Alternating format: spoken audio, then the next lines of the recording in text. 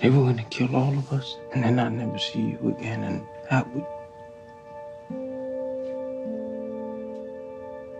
would kill me twice. When we spoke last, we spoke a lot about Will and Angie's trauma bond and how no matter how long you keep them apart, they're always sort of going to find their way back to each other. And at the end of episode 7, they found their way back to each other again. And they can't seem to even recall why it was that they've been apart as long as they've been apart now. I know we had a good reason for breaking up. I can't even remember what it was.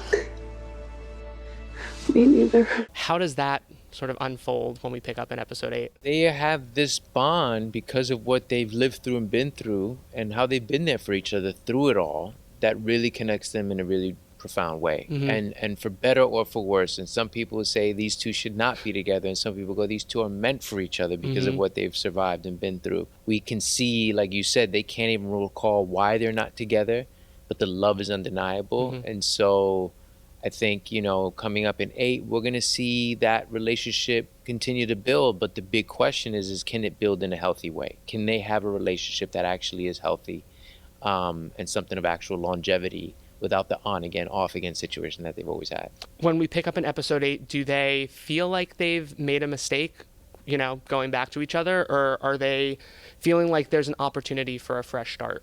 I think it's feeling pretty positive and optimistic. I think it's feeling hopeful, you know, of like, maybe there is a way to work this, and maybe there's a way that we can commit to this. You know, I think there's trepidation on both parts, and I think for anything to really work in a healthy manner, both need to be fully committed. And I think they find themselves in a place where they'd like at least to attempt that commitment and really go in for each other and try to make it work. Now, we've got 3 episodes left in season 2. Yeah. It was at this point in season 1 where things really started building towards all these reveals about Lucy, James Ulster, Amanda. Right. Give me a sense of sort of what we're building towards now in these final 3. Are we trying to match or beat the intensity of those last few season 1 episodes? It's funny how we get around to these episodes and it just gets intense. It gets really emotional.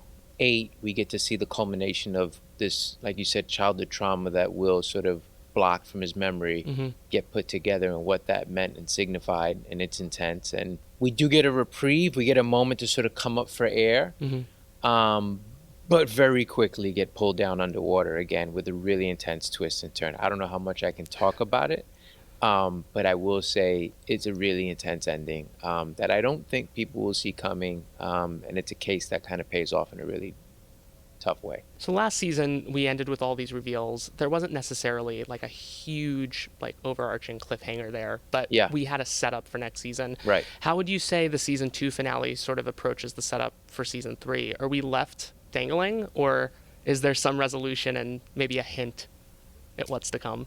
I would say there's both. Okay.